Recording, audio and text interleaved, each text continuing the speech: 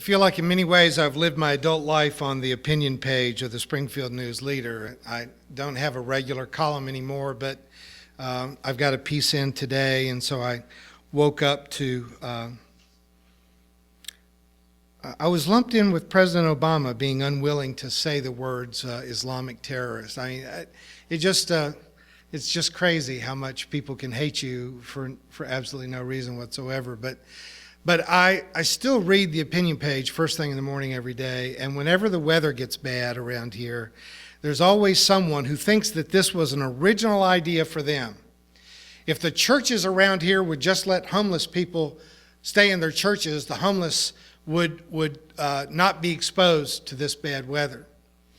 And I always want to be able to ask that person, and exactly how much of your money is involved in building and operating that church? I have a feeling that no one who has ever had to actually operate a church would ever say that.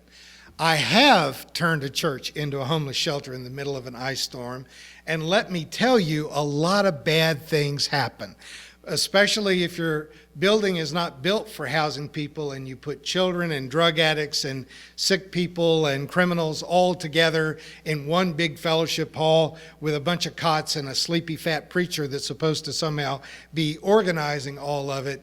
I can't tell you that I've done it successfully, but I can tell you that I have done it.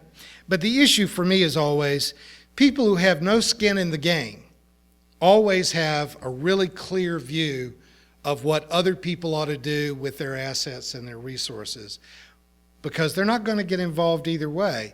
What they're saying is the church ought to do that, and that releases me from any responsibility to do anything about the homeless poor myself. I don't have to get involved because there's these goody two-shoes organizations that have got these giant buildings with statues and stained glass windows, and they ought to do it. They ought to do it, which is not different from many of us who just feel like the government ought to do it or whatever. But an awful lot of folks believe that there really ought to be a progressive, open-minded, liberal academic church, but thinking that it ought to be and it being are two different things. I share with you from my mailbag, I copy letters that I get from people to you, and people who live in really major cities tell me that they cannot find a progressive church in New York, in Kansas City, in San Francisco, in Los Angeles. Very large cities don't seem to be able to regularly support a truly progressive church that everybody thinks ought to exist. Well, our existence is not certain. We have very few seated members, and even though we have now upwards of 15,000 people who watch us online every week, very few of them contribute. Very few have skin in the game. So I ask you that do come because you think we should exist, and I ask those of you who watch or listen to us online, listen, folks, there's not an oil well out here pumping money out of the ground that makes us operate. It doesn't take a lot of money for us to operate, but it isn't magic.